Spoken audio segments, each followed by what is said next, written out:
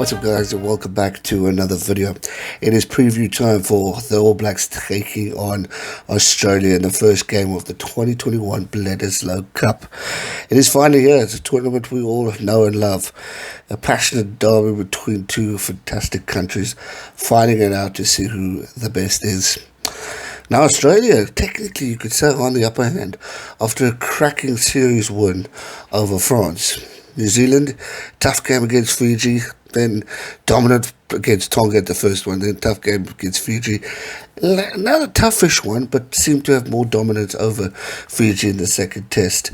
Not much of competition warm-up as to what the Aussies got. So it's going to be interesting to see how prepared these guys are for this big one.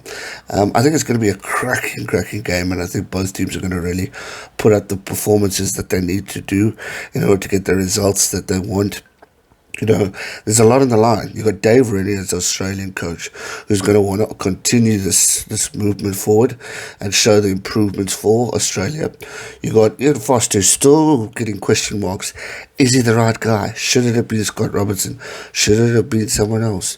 So there's two coaches, one starting to favour in Australia's way, the other is starting to kind of dip. I mean, let's face it, not everyone was sure Ian Foster as the head coach for Australia. I was one of them, but he's had opportunities, some taken, some not. Now you've got a big series, and not only is this huge, you've got the Bledisloe, then the Rugby Championship. The Rugby Championship is going to be proper. It's going to be with South Africa again, Argentina, and we're going to see a full-on rivalry. So there's a lot on the line for Ian Foster, and if he doesn't produce the goods in this game, or in these upcoming games, he's probably not going to even make it by the end of the year. So it's a massive year for Ian Foster. Hopefully no COVID interruptions in this tournament, but it's going to be interesting to see how these guys go about. I mean, if we look at the head-to-heads right now, you got George Bowe at 1 versus James Slipper. Two great players. You got Cody Taylor versus Brandon Amusa. You got Nepo versus Alatoa. Big boys. Brody versus Darcy. Sam Whitelock, the captain, versus Lucan. Juwani at 6 versus Rob. Dalton versus Michael Hooper. You got Artie Xavier, the legend in Artie, versus Harry Wilson. Now, to me already, looking at the squad, I'm looking at New Zealand, I'm going, holy cow, what a squad. What an opportunity. But did you look at the Aussies and you go, youngsters, talent, what an opportunity for them to take on a team like the All Blacks with guys of experience like Brody and Sam, who were so brilliant in 4 and 5. Darcy and Lucan could come out and just go, you know what, stuff, you blokes, we're going to show you what to do. I mean, James Slipper's been around for a while. Allen at number 3. What an opportunity for him to put the pressure on George Bowe in the scrums. Aaron Smith versus Tate McDermott. I mean, key positions here. Key positions in your scrum halves. Who's going to win it? Aaron Smith, so experienced, leadership material, brilliant in every aspect of the game. Been such a loyal citizen to New Zealand rugby. There's been question marks as whether or not he's still got it in him. But now's an opportunity for Tate McDermott to really just show, well, hello, I'm up and coming. Watch out, son. Battle of the Flyers, most important battle of the weekend, because you got your kickers, you got your controllers of the game. Where's the ball going to go? Are you going to cross kick, or are you going to up and under, or are you going to pass? Richie Mwanga, phenomenal experience recently. Brilliant number 10, especially in that All Black jersey. And then you got Noah Lolesio at number 10 for the Aussies. What can he do? What can Noah produce to put the pressure on Richie? What can he do to outskill Richie and outskill the All Blacks in order to gain meters forward and to gain tries? That's the important part, yeah. You got the wings, Rico Ioane, experienced try-scoring machine, versus Andrew Kellaway. Again, big name versus a not well-known name. If you look from an important point of view of experience of international sides, phenomenal. David Havili versus Hunter at number 12. We've got Anthony Leonard Brown, experienced bloke at number 13, versus Len. Again, interesting players, interesting experience. What can they do? Sever Reese at 14 versus Jordan Petia. Again, I mean, Sever Reese, big machine. Then you got the 15. You got Damien McKenzie versus Tom Banks.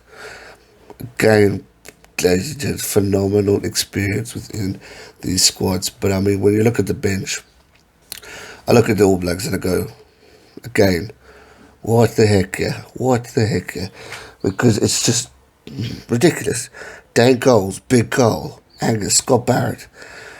I mean, Luke Jacobson, Brad Weber, Bowden Barrett and Geordie Barrett. You've got the three Barrett brothers coming on. It's the Barrett bomb squad coming on to really produce the goods and to show the Aussies what they're made of. So it's going to be hectic, this one. Reece Hodge, experienced at number 23. I mean, he's going to want to also control the game. Taupo at number 18, another player known. Fraser McWright, Matt Tuoma, good opportunity for him. But again, all these guys need to look at the bomb squad of the Barretts and go, we need to put these guys under pressure. We need to attack them straight away. We need to really take advantage of the opportunities that they get and that they don't get, and how they can capitalize. I think the key for this game is going to be points at the first halves. There's going to be a lot of goal kicking, and then I think second half we're going to see it change around to a running game.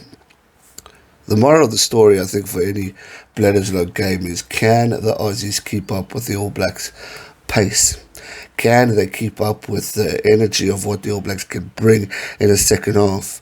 Like I said, you got the Barretts coming in, Geordie, Bowden, 10 and 15, both experienced, both can actually play out of other positions. You could go Geordie at wing, you could go Bowden at fullback.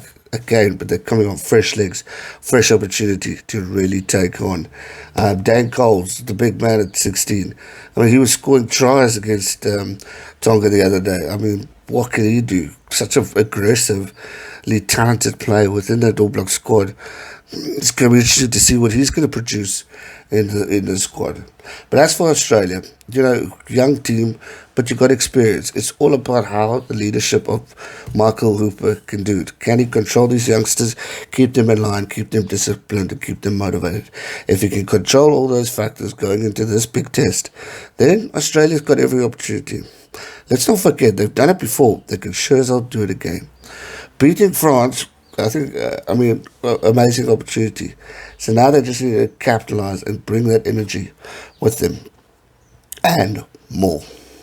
If they don't bring more, they're going to get their asses handed to them. So it's going to be really, really intense to see what they are going to produce.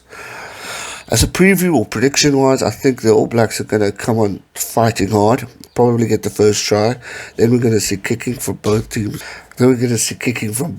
Australia will be probably getting the penalties, capitalising on the penalties, and moving forward from there.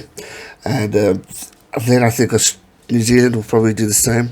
Again, it's all about capitalising. If the All Blacks make mistakes, Australia need to capitalise on points or movement forward, vice versa. Second half is going to be interesting. I think the Aussies are going to attack it straight forward, try and get a try in, try and get points in.